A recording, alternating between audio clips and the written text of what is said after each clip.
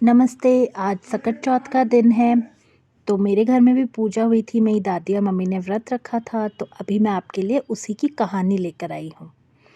तो आज की इस वीडियो में आपको मैं सकट चौथ की कहानी और चुटक विनायक जी की कहानी सुनाऊँगी। उसे कहने के लिए हम हाथ में दूर्वा घास और थोड़े से तिल लेते हैं, सुनने वाले भी लेते हैं। ऐसा शुभ माना जाता है। और फिर उसके बाद हर कथा के बाद थोड़े से तिल पानी में डाल देते हैं।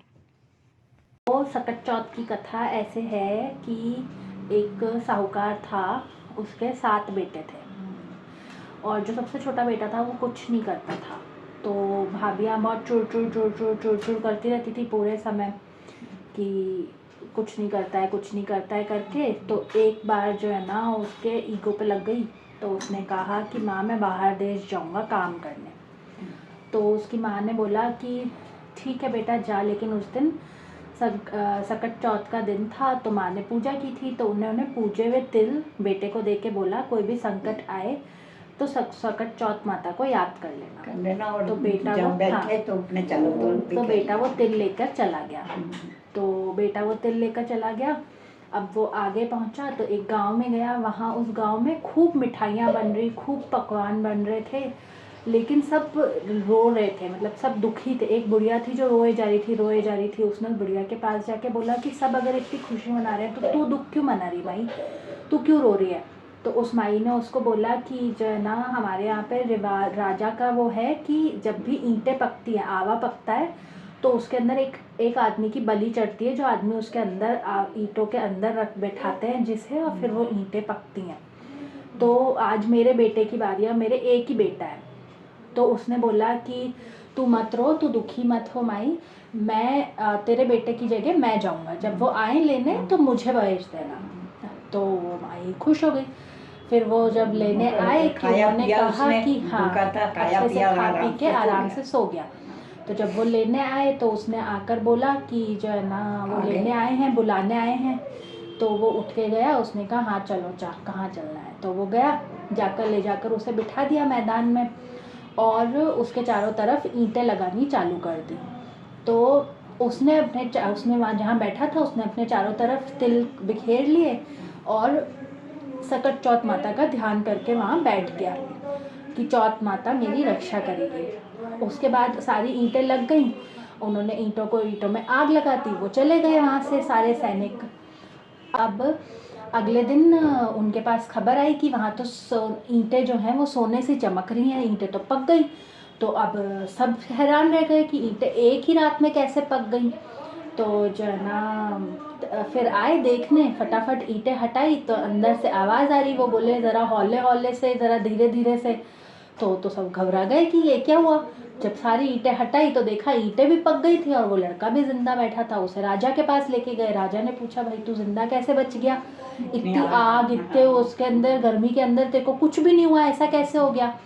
तो उसने कहा कि मेरी माँ ने सकट चौथ की पूजा के तिल दिए थे जो मैंने अपनी चारों तरफ बखेर के बैठा था, उन्होंने चौथ माता ने मेरी रक्षा की। तो राजा ने उसको खूब इनाम दिया, अपने पूरे शहर में ये ढिंढोरा पिटवाया कि अब से जो ये संक्रांति के बाद की चौथ आती है सकट चौथ, इसकी पूजा सब माएँ अपने बच्चों की अच्छी सेहत, अच्छे भाग्य, अच्छी किस्मत के लिए करेंगी और इस दिन का व्रत करेंगी और अपने बच्चों की लंबी आयु और अच्छी सेहत की प्रार्थना करेंगी चौथ माता से। ये राजा ने ऐलान कराया। उसके बाद लाव लश्कर के साथ उसे घर भेजा। वो घर आया सब लेकर सामान, तो जो है ना घर आया तो देखा कि उसकी माँ तो रो रो के अंधी हो गई उसके वियोग में। तो उसने अपनी माँ को गले लगाया और उसने बोला चौथ माता जैसे तुमने मेरी रक्षा की वैसे मेरी माँ की भी रक्षा करो, उसकी आंखों की रोशनी लौटा दो। तो चौथ माता ने उसकी माँ की आंखों की रोशनी भी लौटा दी और वो सब बहुत खुश हो गए उसको देखकर। तो जैसे चौथ माता ने उसके संतान की रक्षा की, वैसे ही वो दुनिया में सब माँओं की संतानों की रक्षा करे, सबको खूब अच्छा रखे, सेहतमंद रखे, सबका खूब काम चले। बोलो चौथ माता की शादी हो गई थी, उसकी शादी नहीं हुई थी। नहीं, बोलो चौथ माता की जय। चुटक विनायक जी थे। चुटक विनायक जी इज़ माई फेवरेट। चुटक विनायक जी थे। चुटक विनायक जी छोटे से गणपति होते हैं। चुटक विनायक जी थे, वो एक छोटी सी लोटिया में दूध लिए घूम रहे थे। कोई मेरी खीर बना दो, कोई मेरी खीर बना दो। सब लोग उन पे हंस देते, इतने से दूध की कोई खीर बनती है। तो चुटक विनायक जी सैड हो गए, तो फिर वो इधर उधर घूमते रहे, फिर भी कोई मेरी खीर बना दो, कोई मेरी खीर बना दो। तो एक बुढ़िया थी, उनको उन पर दया आ गई। तो उस बुढ़िया ने उनसे कहा, आ बेटा मैं तेरी खीर बना दूँ। तो वो उसे लेके गई और जो है ना उनके छोटा सा भगोना लेके आई। तो चुटक विनायक जी ने कहा, नहीं माँ, तेरे घर में जो सबसे बड़ा भगोना हो वो लेकर आ। तो वो ले आई उसका मन रखने के लिए।